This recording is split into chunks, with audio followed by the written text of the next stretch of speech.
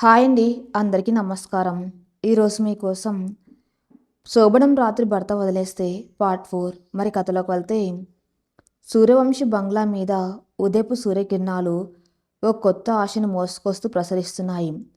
తోటలో పూసిన గులాబీల సుగంధం చల్లటి గాలితో కలిసి ఇల్లంతా వ్యాపిస్తుంది. వంటగదిలో నుంచి పోపుల వాసన, దేవుడి గదిలో నుంచి సుమిత్ర గారు పాడుతున్న సుప్రభాతం. ఆ ఇంట్లో నిన్నటి రాత్రి వచ్చిన తుఫాను ఆనవాళ్లు ఏమాత్రం లేవు. అంతా ఎంతో ప్రశాంతంగా, ఒక అందమైన పండగ వాతావరణంలా ఉంది. సరిగ్గా అదే సమయానికి బంగ్లా మెయిన్ గేట్ తీసుకుని ఒక ఖరీదైన కారు లోపలికొచ్చింది. అందులో నుంచి విశ్వనాథ్, అతని కూతురు నందిని దిగారు. వాళ్ళిద్దరి ముఖాల్లో ఓ క్రూరమైన ఆనందం దాగి ఉంది. రాత్రికి రాత్రే సూర్యవంశీ గ్రూప్ ఫ్యాక్టరీ ఆగిపోయి ఉంటుందని, రాజశేఖర్ గారు గుండె పట్టుకొని సోఫాలో కుప్పగూలిపోయి ఉంటారని, సిద్ధార్థ్ తన దగ్గరకు వచ్చి అంకుల్ మమ్మల్ని కాపాడండి అని బతిమలాడతాడని విశ్వనాథ్ కలలు కంటున్నాడు. నందిని అయితే ఈరోజు ఆ మేఘన అహంకారం అణిగిపోవాలి. కంపెనీ నష్టాల్లో ఉంటే తను వేసుకున్న పట్టుచీరల నగలు అమ్ముకోవాల్సిన పరిస్థితి రావాలి అని మనసులో కుళ్ళుకుంటుంది. కృత్రిమమైన ఆందోళనను ముఖానికి పులుముకొని ఇద్దరు హాల్లో కడుగుపెట్టారు. కానీ లోపలికి వెళ్ళగానే వాళ్లకు ఎదురైన దృశ్యం వాళ్ళ ఊహలకు పూర్తిగా భిన్నంగా ఉంది. రాజశేఖర్ గారు సోఫాలో కాలు మీద కాలు వేసుకొని ప్రశాంతంగా న్యూస్ పేపర్ చదువుకుంటూ కాఫీ తాగుతున్నారు. ఆయన ముఖంలో ఎలాంటి టెన్షన్ లేదు. అప్పుడే వంటగదిలో నుంచి మేఘన ఒక ట్రేలో వేడివేడి పూరీలు, ఆలగడ్డ కూర తీసుకొని డైనింగ్ టేబుల్ మీద పెడుతుంది. ఆ ముఖం ప్రశాంతమైన సరోవరంలా ఉంది. విశ్వనాథ్కి ఏమీ అర్థం కాలేదు. రాజశేఖర్ గారు అని పిలిచారు కొద్దిగా గొంతు సవరించుకొని. రాజశేఖర్ గారు పేపర్ దించి చూశారు. ఓ రండి విశ్వనాథ్ గారు, రా నందిని కూర్చోండి, మేఘన వాళ్ళకు కూడా కాఫీ తీసుకురామ్మా అనేంతో ఆప్యాయంగా పలకరించారు.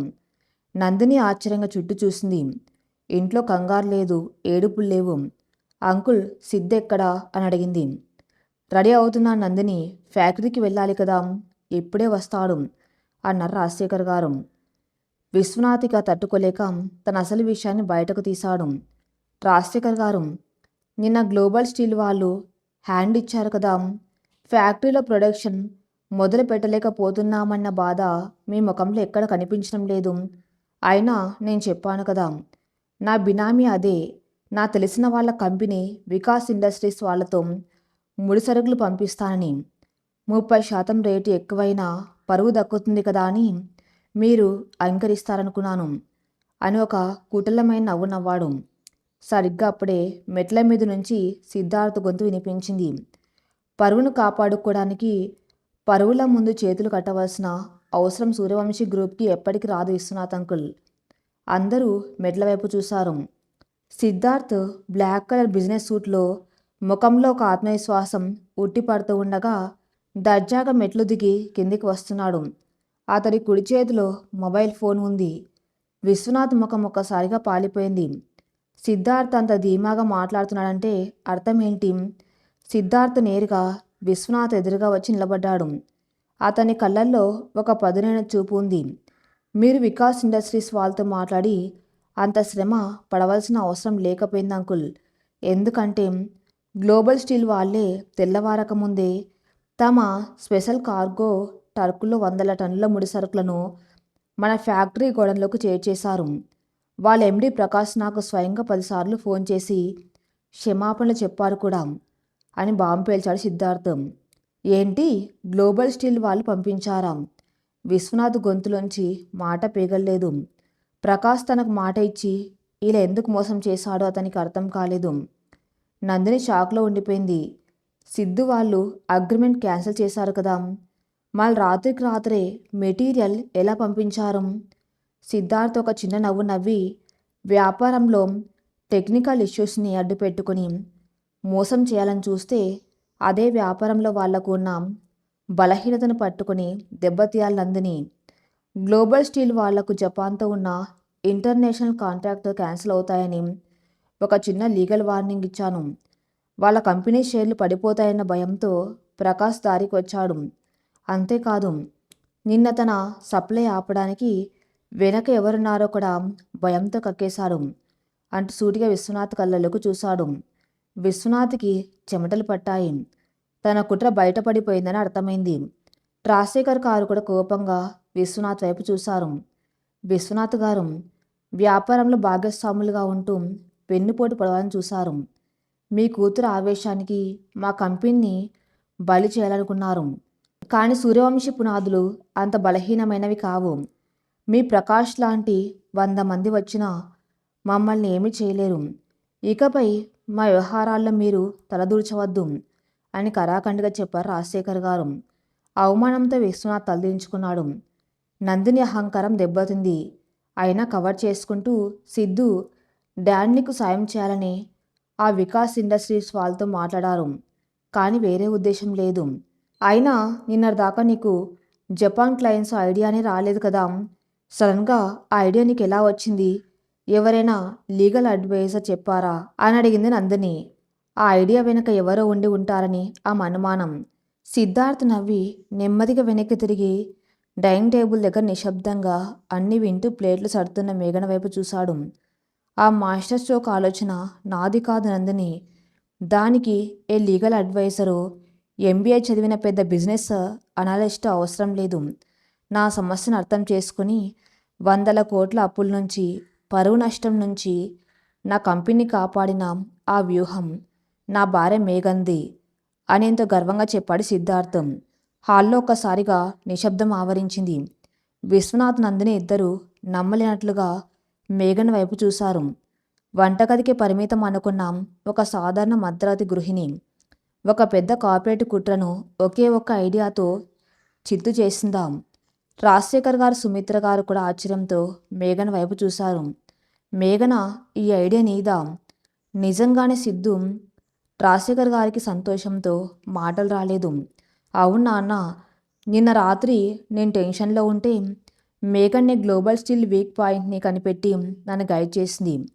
వ్యాపారంలో లాభ నష్టాలు యంత్రాలు నిర్ణయించవు, మనసుల నమ్మకం నిర్ణయిస్తుందన్న ఆమె సిద్ధాంతమే ఈరోజు మనల్ని నిలబెట్టింది. సూర్యవంశీ బ్రాండ్కు ఆమె నిజమైన వారసురాలు అని సిద్ధార్థ్ మేఘన్ను ఆకాశానికి ఎత్తాడు. నందినికి పిచ్చెక్కినట్టు అయింది.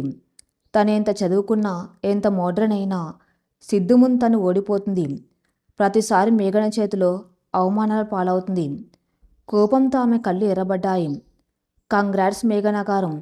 ఒకసారి అదృష్టం కలిసి రావటం గొప్ప కాదు. బిజినెస్ అంటే రోజుకో యుద్ధం. చూద్దాం మీ తెలివితేటలు ఇంకెన్ని రోజులు పనిచేస్తాయో. డాడీ లెట్స్ గో అని కోపంగా తండ్రిని తీసుకుని బయటకు వెళ్ళిపోయింది. వాళ్ళు వెళ్ళగానే రాజశేఖర్ గారు వెళ్ళి మేఘన్ తల మీద చేయి పెట్టి మనసారా ఆశీర్వదించారు. నువ్వు కోడలివి కాదు తల్లి, ఈ ఇంటికి పట్టిన అదృష్టానివి. నేను నిన్ను కేవలం రిహాన్ కోసం తెచ్చుకున్నానని లోకం అనుకుంటుంది. కాను నువ్వు నా సూర్యవంశీ సామ్రాజ్యానికి రక్షకురాలిగా మారావు. నా జన్మ దండమైపోయిందమ్మా అని ఆయన కళ్ళు చెమర్చాయి. సుమిత్ర గారు వచ్చి మేఘను గట్టిగా హత్తుకున్నారు. మేఘన కళ్ళల్లో ఆనంద బాష్పాలు. ఇన్నాళ్ళు ఇంట్లో తను పడ్డ మానసిక క్షోభకు, ఇప్పుడు దక్కుతున్న ఈ గుర్తింపుకు మధ్య ఉన్న వ్యత్యాసం ఆమెను ఉద్విగానికి గురి చేస్తుంది. సిద్ధార్థ ఆమెను చూస్తూ కళ్ళతోనే తన కృతజ్ఞతను, ఆరాధనను తెలియజేశారు. ఆ రోజు ఫ్యాక్టరీలో పనులన్నీ సాఫీగా జరిగిపోయాయి. సాయంత్రం 4 గంటలకు సిద్ధార్థ్ ఇంటికి తిరిగి వచ్చాడు. సాధారణంగా అతను రాత్రి 8 గంటల కంటే ముందు రాడు. రిహాన్ స్కూల్ నుంచి వచ్చి హాల్లో హోంవర్క్ చేసుకుంటూ ఉన్నాడు. మేఘన వాడికి పాలు ఇస్తుంది. సిద్ధార్థ్ రావటం చూసి ఇద్దరు ఆశ్చర్యపోయారు. డాడీ, ఇవాళ చాలా తొందరగా వచ్చేసావు అంటూ రిహాన్ పరిగెత్తుకుంటూ వెళ్ళి తండ్రిని కౌగలించుకున్నాడు. సిద్ధార్థ్ వాడిని ఎత్తుకొని, అవును చిట్టి, డాడీ వాళ్ళు చాలా హ్యాపీగా ఉన్నారు, అందుకే మనం బయటకు వెళ్తున్నామన్నాడు. బయటికా? ఎక్కడికి డాడీ? ఆనందంగా అడిగారు రిహాన్. షాపింగ్కి, ఆ తర్వాత డిన్నర్కి అని చెప్పి మేఘన వైపు చూశాడు సిద్ధార్థ్. మేఘన, రెడీ అవ్వు, మనం ముగ్గురం బయటకు వెళ్తున్నామన్నాడు. మేఘన ఒక్కసారిగా షాక్ అయింది. పెళ్ళైనప్పటి నుంచి వాళ్ళిద్దరు ఎప్పుడూ కలిసి బయటకు వెళ్ళలేదు. కనీసం కారులో పక్కపక్కన కూర్చుని ప్రయాణించలేదు. అలాంటిది అతను స్వయంగా తనను బయటకు తీసుకువెళ్తున్నాడా? నేనా? నేనెందుకండి? మీరు బాబుని తీసుకుని వెళ్ళండి, నేను వంట అని తడబడుతోంది మేఘన. వంట రేపు చేద్దువు గాని ఈరోజు మన విజయాన్ని మనం సెలబ్రేట్ చేసుకోవాలి. ఒక ఫ్యామిలీ లాగా మనం బయటకు వెళ్ళి ఎంజాయ్ చేయాలి. నువ్వు వస్తున్నావంతే. గో గెట్ రెడీ అని అధికారికంగా కానీ ప్రేమతో కూడిన మందలింపుతో చెప్పాడు. ఆ మాటల్లోని ఒక ఫ్యామిలీ లాగా అన్న పదం మేఘన గుండెల్లో ఒక మధురమైన గిలిగింతలు పెట్టింది. అలాగే అని సిగ్గుపడుతూ తలూపి తన గదిలోకి వెళ్ళింది. అరగంట తర్వాత మేఘన కిందికి వచ్చింది. లేత గులాబీ రంగు జార్జెట్ చీర, దానికి మ్యాచింగ్గా ఒక చిన్న డైమండ్ నెక్లెస్, వదులుగా అల్లిన జడ, కళ్ళకు కాటుక. ఆమెను చూడగానే సిద్ధార్థి కళ్ళు తిప్పుకోవడం కష్టమైంది.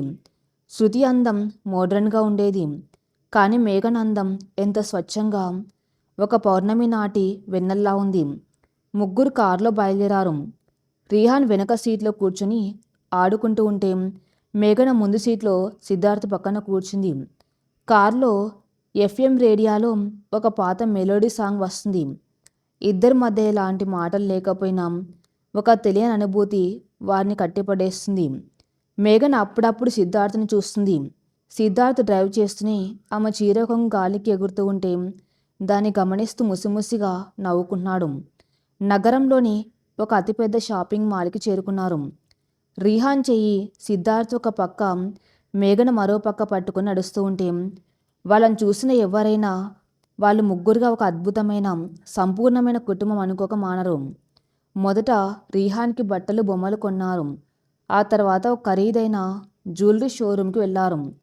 మేఘన ఆశ్చర్యంగా ఇక్కడికి ఎందుకండి అని అడిగింది. కంపెనీని 100 కోట్ల నష్టం నుంచి కాపాడినందుకు నా బిజినెస్ పార్ట్నర్స్కి ఒక చిన్న గిఫ్ట్ ఇవ్వాలి కదా అని కన్ను గీటాడు సిద్ధార్థ్. ఆ చనువుకు మేఘన బుగ్గలు ఎర్రబడ్డాయి.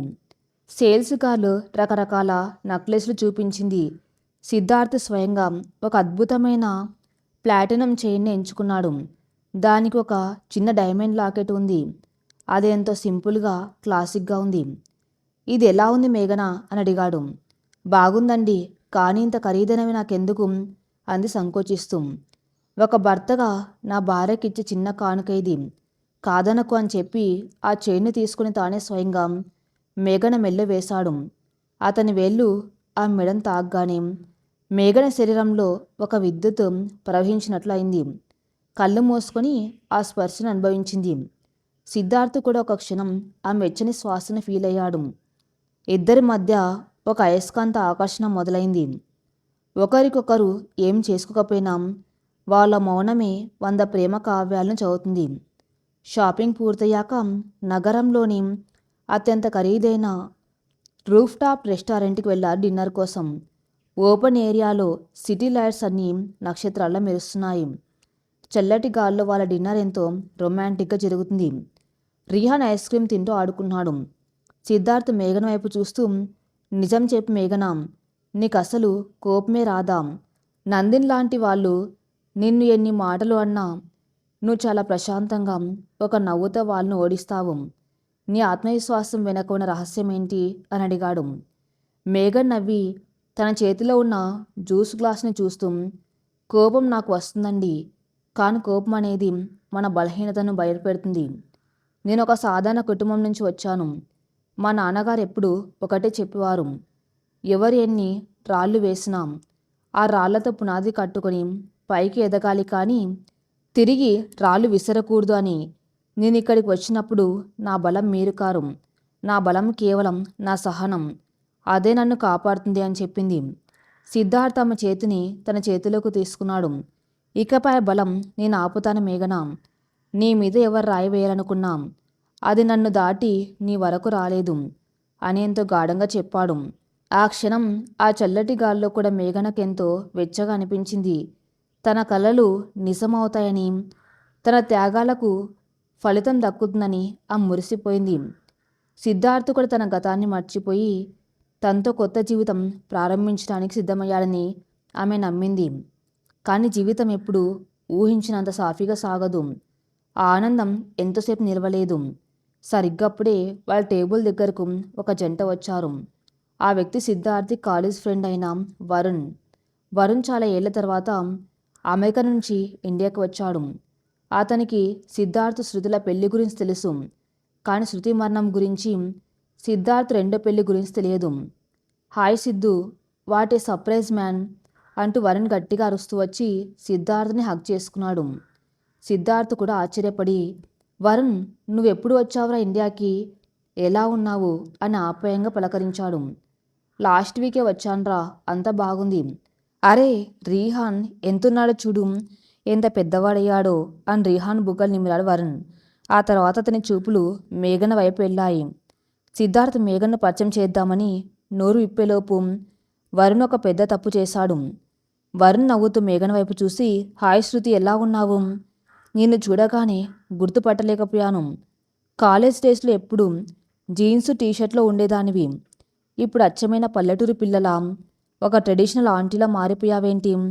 సిద్ధుగా నిన్ను బాగా మార్చేశారన్నమాట అని ఎంతో క్యాజువల్గా జోక్ చేశాడు.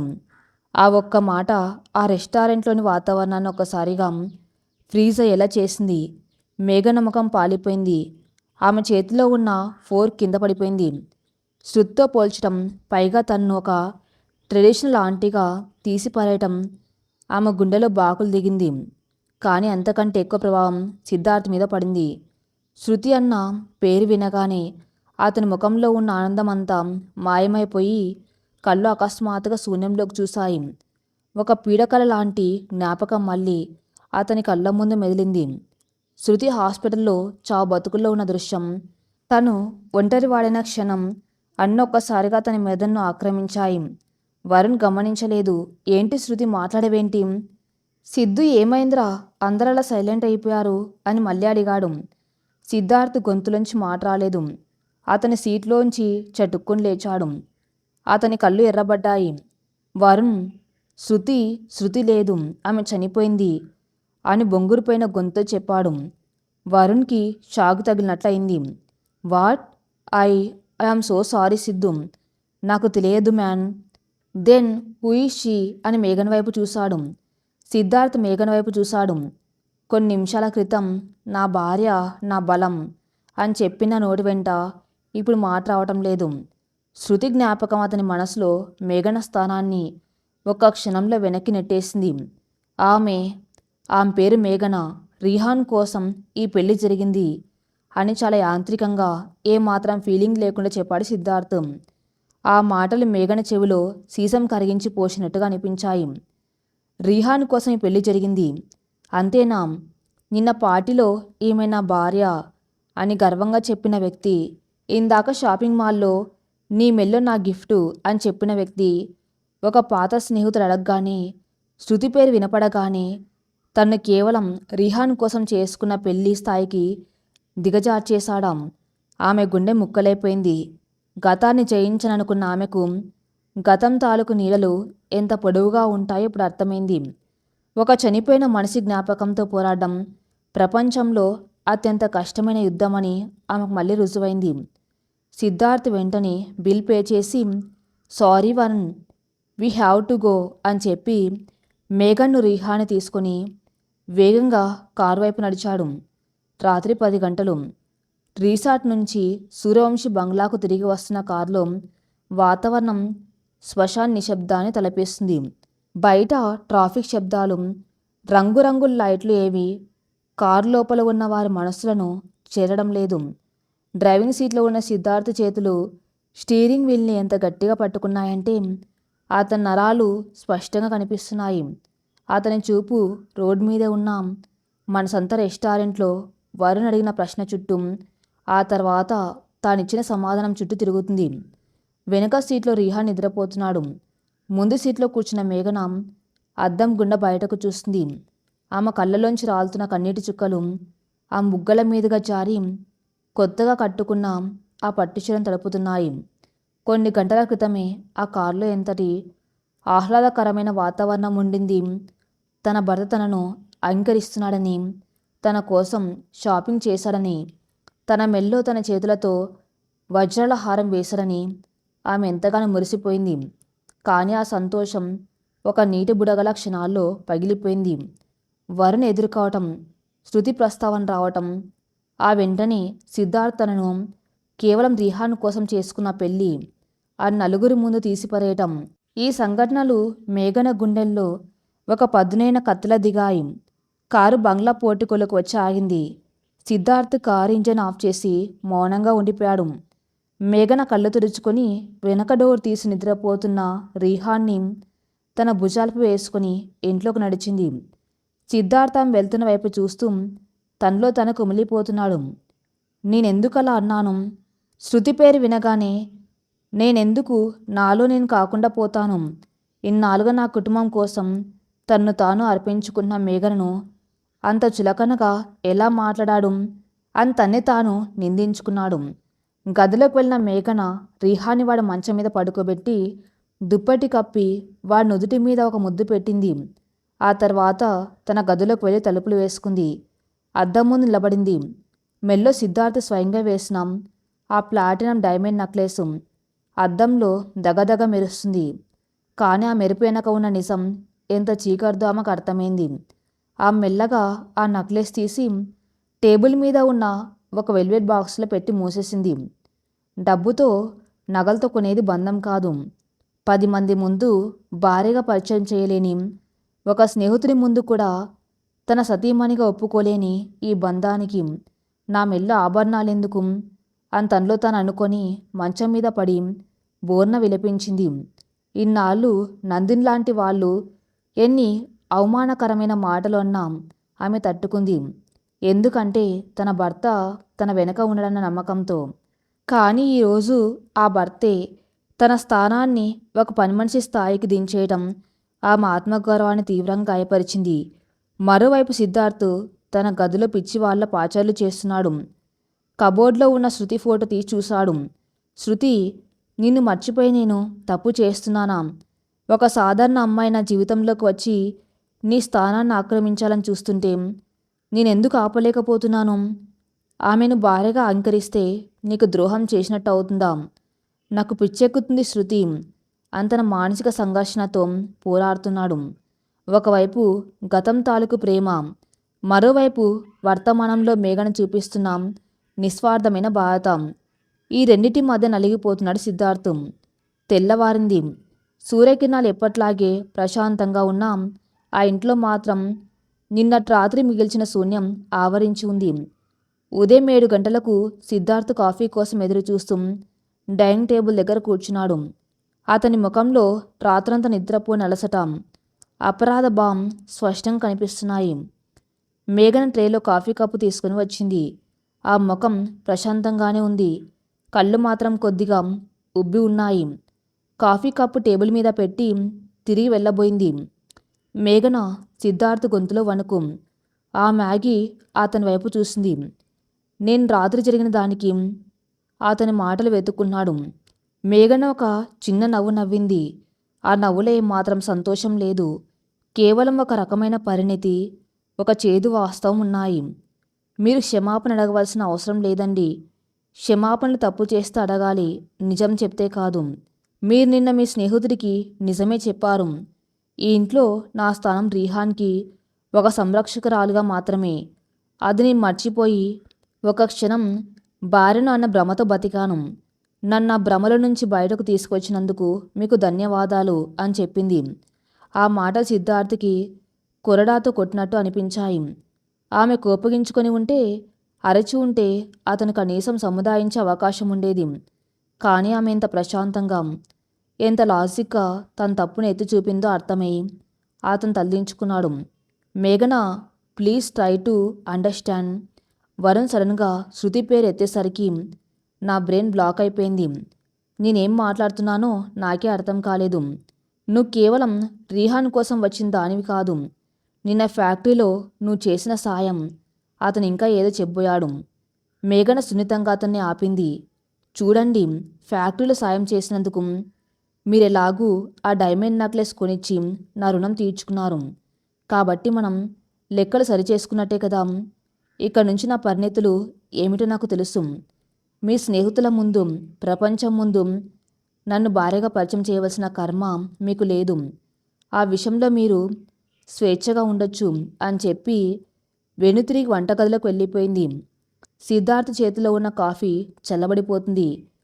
ఆమె మాటలు, ఆమె గొంతులోని ఆ నిర్లిప్తత అతన్ని భయపెడుతున్నాయి. ఇన్నాళ్ళు తన చుట్టూ ఒక ఆప్యాయతనే వలయాన్ని అల్లిన మేఘన ఇప్పుడు నెమ్మదిగా వెనక్కి తగ్గుతుందని అతనికి అర్థమైంది. తన చేజేతుల ఒక అద్భుతమైన బంధాన్ని ఎలా నాశనం చేసుకున్నాడో తలుచుకొని అతను మౌనంగా బాధపడ్డాడు. ఉదయం 10 గంటలు సిద్ధార్థ్ ఆఫీస్కి వెళ్ళిపోయాడు. రాజశేఖర్ గారు, సుమిత్ర గారు హాల్లో కూర్చొని మాట్లాడుకుంటున్నారు. మేఘన వారి దగ్గరకు వచ్చి, మామయ్య గారు, మీతో ఒక ముఖ్యమైన విషయం మాట్లాడాలి అని అంది. రాజశేఖర్ గారు పేపర్ పక్కన పెట్టి, చెప్పమ్మ మేఘన, ఏంటి విషయం అని అడిగారు. మేఘన ఒకసారి దీర్ఘంగా శ్వాస తీసుకొని తన నిర్ణయాన్ని చెప్పడం మొదలుపెట్టింది. నేను ఈ ఇంటికి కోడలుగా వచ్చి 4 రోజులు దాటింది. ఇంటి పనులు, రిహాన్ బాధ్యతలు చూసుకోవటం నా కర్తవ్యమే. కానీ నాకంటూ ఒక వ్యక్తిగత గుర్తింపు, ఆత్మసంతృప్తిని ఇచ్చే పని ఏదైనా చెయ్యాలని అనుకున్నాను. కేవలం 4 గోడలకి పరిమితం అయితే నా ఆలోచనలు కుంచుకుపోతాయని భయంగా ఉంది. సుమిత్ర గారు ఆశ్చర్యంగా చూశారు.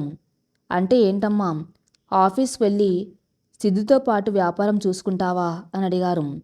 లేదు అత్తయ్య గారు, వ్యాపారం చూసుకోవడానికి నా దగ్గర తగిన చదువు లేదు. అయినా అది నాకు ఆసక్తి ఉన్న రంగం కాదు. నిన్న ఫ్యాక్టరీలో నేను గమనించిన ఒక విషయం నన్ను చాలా ఆలోచింపజేసింది. అక్కడ పనిచేసే కార్మికుల్లో చాలామంది మహిళలు ఉన్నారు. వాళ్ళ పిల్లల చదువులు, వాళ్ళ ఆరోగ్య పరిస్థితుల గురించి నేను కొందరిని అడిగి తెలుసుకున్నాను. చాలామంది ఇబ్బందుల్లో ఉన్నారు. మన సూర్యవంశీ గ్రూప్కి సూర్యవంశీ ఫౌండేషన్ అని ఒక స్వచ్ఛంద సంస్థ ఉందని విన్నాను. శృతి గారు ఉన్నప్పుడు దాన్ని చూసుకునేవారట కదా.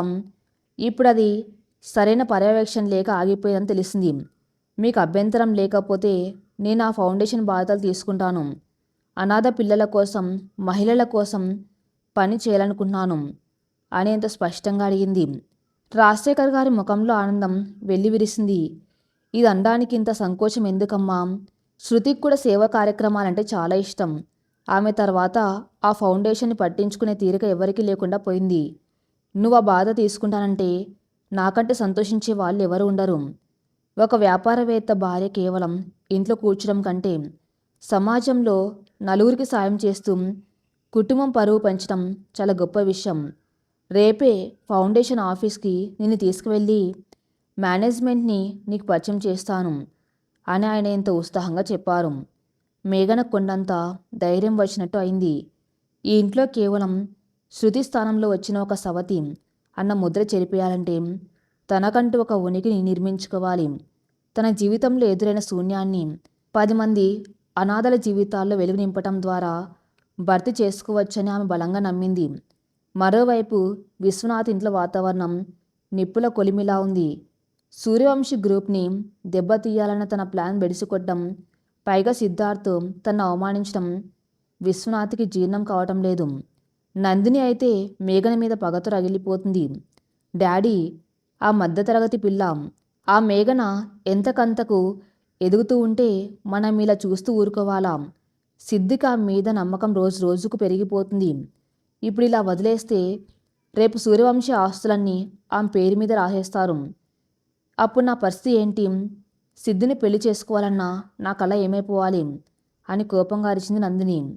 విశ్వనాథ్ కళ్ళు కుట్రతో మెరుస్తున్నాయి. రిలాక్స్ నందిని, మనం వేసిన ముడిసరుకు ఎత్తుగడ చాలా సింపుల్ది. వ్యాపారంలో ఎవరైనా 100 కోట్లు నష్టపోవచ్చు, కానీ గెలుచుకోవచ్చు. కానీ మనుషుల మధ్య నమ్మకం పోతే అది మళ్ళీ రాదు. సిద్ధు మనసులో శృతి అంటే ప్రాణం. ఆ మేఘన పట్ల అతనికి ఉన్నది కేవలం ఒక రకమైన సింపతి, బాధ మాత్రమే. మనం డైరెక్ట్గా ఆమె యుద్ధం చేస్తే సిద్ధుకి ఆ మీద జాలి పెరుగుతుంది. కాబట్టి మనం రూట్ మార్చాలి. అంటే ఏం చేయమంటారు డాడీ? ఆసక్తిగా అడిగింది నందిని. శత్రువును దెబ్బతీయాలంటే ముందు శత్రువు కోటలోకి స్నేహితురాలుగా అడుగుపెట్టాలి. నువ్వు సిద్ధు దగ్గరికి వెళ్ళు. నిన్న ఫ్యాక్టరీలో జరిగిన దానికి కన్నీళ్లు పెట్టుకొని క్షమాపణ అడుగు. నేను చేసిన తప్పుకు నువ్వెంత ఫీల్ అవుతున్నట్టు నటించు. ఆ తర్వాత నెమ్మదిగా ఆ మేఘనతో కూడా స్నేహం చేయి. వాళ్ళిద్దరి మధ్య ఉన్న గ్యాప్ ఏంటో తెలుసుకో. ఒకసారి వాళ్ళ బలహీనత తెలిసాక అక్కడ దెబ్బ కొట్టాలి. 2 కుటుంబాల మధ్య స్నేహం అనే ముసుగు వేసుకొని సిద్ధు మనసులో ఆమె పట్ల విషం నింపాలి. అని తన కుట్ల బుద్ధిని బయట పెట్టాడు విశ్వనాథం. నందిని పెదవులపై ఒక క్రూరమైన నవ్వు విరిసింది. Wow daddy, this is brilliant. ఈ మధ్యతరగతి పిల్లతో ఎలా డీల్ చేయాలో నాకు తెలుసు కదా. ఆమె అమాయకత్వాన్ని ఆమెకు శత్రువుగా మారుస్తాను. సిద్ధుని నా వల్లోకి తెచ్చుకుంటాను అని శపథం చేసింది. ఆ సాయంత్రమే నందిని తన మోడ్రన్ డ్రెస్సులు పక్కన పెట్టి ఒక సాధారణమైన హుందాగా ఉండే సల్వార్ కమీజ్ వేసుకొని సూర్యవంశి బంగ్లాకు బయలుదేరింది. సాయంత్రం 6 గంటలు. సిద్ధార్థ్ ఆఫీస్ నుంచి వచ్చి హాల్లో కూర్చుని ల్యాప్టాప్లో ఏదో చూసుకుంటూ ఉన్నాడు. రాజశేఖర్ గారు, సుమిత్ర గారు కూడా అక్కడే ఉన్నారు. నందిని లోపలికి వచ్చింది. ఆ ముఖం ఏడుపు ముఖంలా పెట్టి ఉంది. చేతులు కట్టుకొని తలదించుకొని నెమ్మదిగా నడిచి వచ్చింది. సిద్ధు అని భారంగా పిలిచింది. సిద్ధార్థ్ తలెత్తి చూసి ఆశ్చర్యపోయాడు. నందిని, నువ్వేంటి ఇక్కడ? అతని గొంతులో కోపం ఉంది. నిన్న ఆమె తండ్రి చేసిన కుట్ర అతనికి ఇంకా గుర్తుంది. నందిని వెంటనే మోకాళ్ళ మీద కూర్చుని 2 చేతులతో ముఖం కప్పుకొని ఏడవటం మొదలుపెట్టింది. నన్ను క్షమించు సిద్ధు, ప్లీజ్. నిన్న మా డాడీ చేసిన దానికి నాకు తల కొట్టేసినట్టు అయింది. నేను నీ మీద అలిగి పార్టీలో అలా మాట్లాడాను, కానీ కంపెనీకి ద్రోహం చేయాలని నాకెప్పుడు లేదు. మా డాడీ అలా చేశారని తెలిసాక నేను రాత్రంతా నిద్రపోలేదు. నిన్ను మోసం చేసి నేను ఎలా బతకగలను సిద్ధు అంటూ కన్నీరు మున్నీరుగా నటిస్తుంది. సిద్ధార్థికి ఆమెను అలా చూసేసరికి కొంచెం జాలి వేసింది. ఎంతైనా చిన్నప్పటి నుంచి కలిసి పెరిగిన స్నేహితురాలు. తండ్రి చేసిన తప్పుకు కూతుర్ని బాధితురాల్ని చేయటం కరెక్ట్ కాదనిపించింది. నందిని, పిచ్చి పనులు చేయకు, కూర్చో అంటూ ఆమెను సోఫాలో కూర్చోబెట్టాడు. నేను నీ కుటుంబానికి చాలా అన్యాయం చేశాను సిద్ధు, ముఖ్యంగా మేఘన గారికి. ఆ రోజు పార్టీలో నేను ఆమె ఎన్ని మాట్లాడినాం. ఆమె నిన్న ఫ్యాక్టరీలో ఎంత గొప్పగా నిన్ను కాపాడారు. ఆ మనసు చాలా గొప్పది. ఆమె ఎక్కడ సిద్ధు? నేను పర్సనల్గా ఆమెకు సారీ చెప్పాలి అని ఎంత వినయంగా అడిగింది నందిని. సరిగ్గా అప్పుడే మేఘన్ లోపలికి వచ్చింది. నందిని చూసి ఆమె కొద్దిగా ఆశ్చర్యపోయినా ముఖంలో ఎలాంటి భావన కనపనివ్వలేదు. నందిని వెంటనే లేచి మేఘన్ దగ్గరికి వెళ్ళి ఆమె 2 చేతులు పట్టుకుంది. మేఘన గారు, ఐ ఆమ్ రియల్లీ సారీ. నా కోసం నా అహంకారం నా కళ్ళు కప్పేశాయి. సిద్ధుని మొదటి నుంచి నేను ఒక బెస్ట్ ఫ్రెండ్లా చూశాను. సడన్గా ఆ ప్లేస్లోకి మీరు వచ్చేసరికి నాకు కొంచెం జెలసీ ఫీల్ అయ్యి మీ మీద అరిచాను. కానీ నా సిద్ధుకి మీరు చేసిన హెల్ప్ చూశాక మీరంటే నాకెంత గౌరవం పెరిగింది. ప్లీజ్ నా తప్పును క్షమించి నన్ను ఒక ఫ్రెండ్లా యాక్సెప్ట్ చేస్తారా అని మొరపెట్టుకుంది. మేఘన ఏమాత్రం కంగారు పడలేదు. నందిని మాటలో నిజాయితీ ఉందో లేదో ఆమెకు స్పష్టంగా తెలియదు. కానీ ఒకరు క్షమాపణ అడిగితే కాదనడం ఆమె సంస్కారం కాదు. గతాన్ని తవ్వుకోవడం నాకు ఇష్టం ఉండదు నందిని గారు. మీరు పొరపాటును తెలుసుకున్నారు కదా, అదే చాలు. స్నేహానికి ఎప్పుడు నా ఇంట్లో ఆహ్వానం ఉంటుంది అని చిరునవ్వుతో చెప్పింది మేఘన. సిద్ధార్థకి ఇది చాలా రిలీఫ్గా అనిపించింది. 2 కుటుంబాల మధ్య ఉన్న పాత పగలు పోయి మళ్ళీ అంతా బాగుంటుందని అతను ఆశించాడు. కానీ నందిని కళ్ళల్లో మెరుస్తున్న కుట్రను అతను గమనించలేకపోయాడు. మేఘన ఏమాత్రం నందిని పూర్తిగా నమ్మలేదు. ఆమె కదలికను ఎప్పటికప్పుడు గమనించాలని నిర్ణయించుకుంది. మరుసటి రోజు ఉదయం మేఘన ఒక సాధారణమైన కాటన్ చీర కట్టుకొని తయారైంది. రాజశేఖర్ గారితో కలిసి సూర్యవంశి ఫౌండేషన్ ఆఫీస్కి బయలుదేరింది. సిద్ధార్థ్ ఆమెను చూసి ఆశ్చర్యపోయాడు. ఎక్కడికి వెళ్తున్నావు మేఘన అని అడిగాడు. మేఘన ఇకపై ఇంటికి పరిమితం కాదు సిద్ధు. మన సూర్యవంశి ఫౌండేషన్ బాధ్యతలు ఇక తనవే. తను అక్కడికే వెళ్తుంది అని గర్వంగా చెప్పారు రాజశేఖర్ గారు. సిద్ధార్థ్ షాక్ అయ్యాడు. ఫౌండేషన్ బాధ్యతల? ఇది చాలా పెద్ద రెస్పాన్సిబిలిటీ నాన్న. వందలాది మంది అనాథ పిల్లల చదువులు, ఫండ్స్ మేనేజ్మెంటు, ఇదంతా మేఘన్ చేయగలదా? పైగా శృతి ఉన్నప్పుడు అది ఒక లెవెల్లో నడిచింది. ఇప్పుడు దాన్ని మెయింటైన్ చేయడం అంత సులభం కాదు అన్నాడు కొద్దిగా ఆందోళనగా. మేఘన అతని వైపు సూటిగా చూసింది. ఆమె కళ్ళల్లో ఇప్పుడు ఒకప్పటి అమాయకత్వం లేదు. తన్ను తాను నిరూపించుకోవాలన్న కసి ఉంది. అనాథల ఆకలి, వాళ్ళ కన్నీరు అర్థం చేసుకోవడానికి పెద్ద పెద్ద డిగ్రీలు అవసరం లేదండి. వాళ్ళకు కావాల్సింది వ్యాపార వ్యూహాలు కాదు, ఒక తల్లి ప్రేమ, ఓపిక. అది నా దగ్గర పుష్కలంగా ఉంది. అయినా నేను నా సామర్థ్యం ఏమిటో నిరూపించుకుంటాను. దయచేసి నన్ను ఆపకండి అనేంతో నిశ్చయంగా చెప్పింది. సిద్ధార్థ్కి ఇంకేం మాట్లాడడానికి అవకాశం లేకుండా పోయింది. ఇన్నాళ్ళు తన కోసం కాఫీ తీసుకురావటం, రీహాన్కి పాలుపడ్డం మాత్రమే చేసిన మేఘన ఇప్పుడు ఒక స్వతంత్ర మహిళగా అడుగులు వేయటం చూసి అతనిలో ఒక తెలియని అభద్రత భావం మొదలైంది. ఆమె తన ప్రపంచం నుంచి బయటకు వెళ్ళిపోతుందా అన్న సన్నటి భయం. ఫౌండేషన్ ఆఫీస్ నగరంలో ఒక ప్రశాంతమైన ప్రదేశంలో ఉంది. రాజశేఖర్ గారు మేఘన్ను అక్కడి స్టాఫ్కి పరిచయం చేశారు. మేఘన వెళ్ళగానే ముందుగా ఫౌండేషన్ ఆడిట్ రిపోర్ట్స్ అడగలేదు. నేరుగా పిల్లలు ఉండే ఆశ్రమంలోకి వెళ్ళింది. అక్కడ సుమారు 100 మంది పిల్లలు ఉన్నారు. మేఘన వాళ్ళ మధ్యకు వెళ్ళి వాళ్లతో కింద కూర్చుని వాళ్ళ పేర్లు అడిగి తెలుసుకోవడం మొదలుపెట్టింది. వాళ్ళకిష్టమైన ఆటలు, వాళ్ళ కలలు ఏంటో అడుగుతుంది. ఒక తల్లిలా ఆమె వాళ్ళని దగ్గరకు తీసుకొని మాట్లాడుతూ ఉంటే అక్కడ ఉన్న స్టాఫ్ అంతా ఆశ్చర్యంగా చూస్తున్నారు. శృతి ఫౌండేషన్ చూసుకున్నప్పుడు కేవలం ఆఫీస్లో కూర్చొని ఫండ్స్ కేటాయించేది. కానీ మేఘన నేరుగా పిల్లల హృదయాల్లోకి వెళ్తుంది.